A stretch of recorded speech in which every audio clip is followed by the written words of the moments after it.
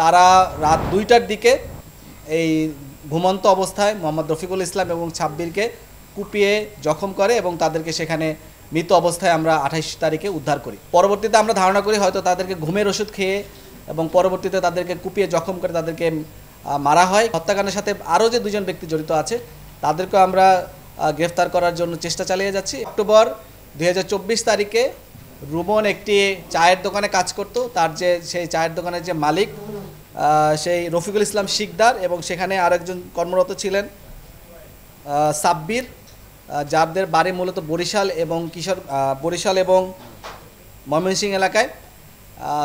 সেখানে যে আমাদের যে আসামি রুমন, সে মূলত সেখানে ৭ থেকে ১৫ দিন পূর্বে সেখানে চাকরি নেয় এবং চাকরি নেওয়ার পরে সেখানে তিনি একসাথে সেখানে থাকেন এবং সেই বাসার পিছনে একটা জায়গাতে তারা একসাথে বসবাস করতেন।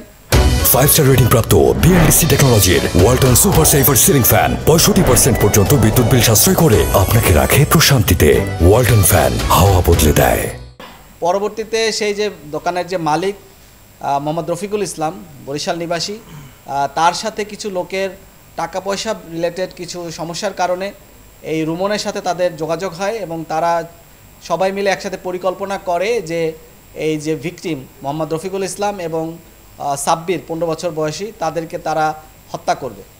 এরই ধারাবাহিকতায় তারা গত ২৬শে সেপ্টেম্বর তারা রাত ২টার দিকে এই ঘুমন্ত অবস্থায় মোহাম্মদ রফিকুল ইসলাম এবং সাব্বিরকে কুপিয়ে জখম করে এবং তাদেরকে সেখানে মৃত অবস্থায় আমরা ২৮ তারিখে উদ্ধার করি। পরবর্তীতে আমরা সেখানে দেখতে পাই যে এখানে আমরা বেশ কিছু বিষয় নিয়ে পর্যালোচনা করি। আমরা দেখতে পাই যে আসামি রুমন, তার যে দৈহিক কাঠামো, তার পক্ষে কিন্তু একা এই দুইজন ব্যক্তিকে খুন করা সম্ভব না।